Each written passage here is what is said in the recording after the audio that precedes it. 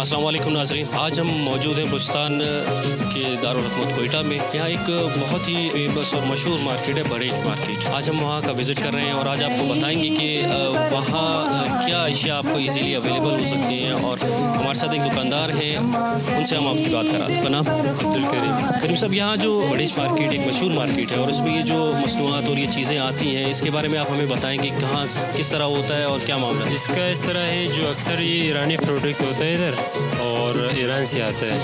जो बाकी हो गया, केक हो गया, चॉकलेट्स हो गया, टॉफ़ी, ऑयल, बाकी सब कुछ जो ईरानी आ रहा है इधर अब बिल्कुल सस्ता मिल जाता है। बाकी जो बाहर के सामान को आप देख लेंगे तो ईरानी का जो सामान है बहुत सस्ता पड़ता है। और जो बाकी आता है तुर्की वाला आइटम भी आता है, दुबई का भी आता है, लेकिन इधर जो है ज़्यादातर जो है ईरानी प्रोडक्ट मिलता है होल सेल के हिसाब से, और लोगों को सस्ता भी पड़ता है और चीज़ भी अच्छा चीज़ है। अगर इसका मुवाजना किया जाए जो पाकिस्तान में चीज़ें बन रही हैं और वहाँ से जो आ रही है, तो क्वालिटी में आप कैसे कह सकते हैं कि ये बेहतर है और लोग इसकी तरफ ज़्यादा मुतवज्जह क्यों होते हैं? तवज्जो इसलिए होता है कि अभी एक चीज़ है, आप ख़ुद जो है एक चीज़ खा कर देखेंगे आपको पता चलेगा कैसा चीज़ है। अभी ऐसे जो है जो लोकल चीज़ है आप देखो वो भी अच्छा चीज़ बनता है, लेकिन जो है बाकी जो लोकल चीज़ से जो निस्बत है ईरान का जो थोड़ा सस्ता पड़ रहा है, इसलिए लोग ज़्यादा डिमांड करता है इसका। बाकी जो अभी जो 20 रुपये का मिसाल के तौर पर एक केक हो जाता है, वही केक जो अगर आप लोकल में लेंगे तो 30 रुपये 35 रुपये केक दाना पड़ता है। ये जो केक है वो 20 वाला जो है इधर आपको 15 रुपये 16 रुपये का दाना पड़ेगा।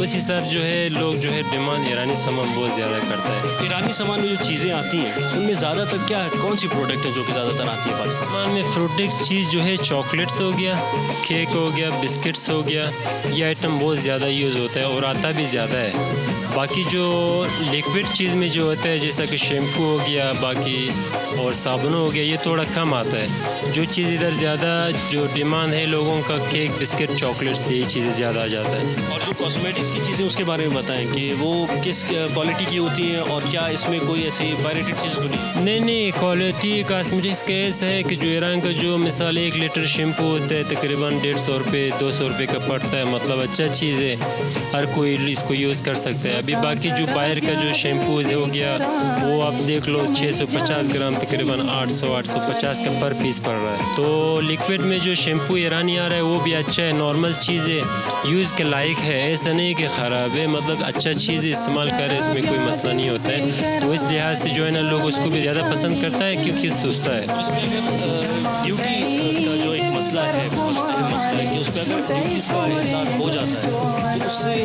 जो चीज़ें हमारे पास आ रही हैं, प्रॉब्लम जितनी भी आ रही हैं, इन पर क्या इसके रेट में काफ़ी हद तक फ़र्क पड़ जाएगा?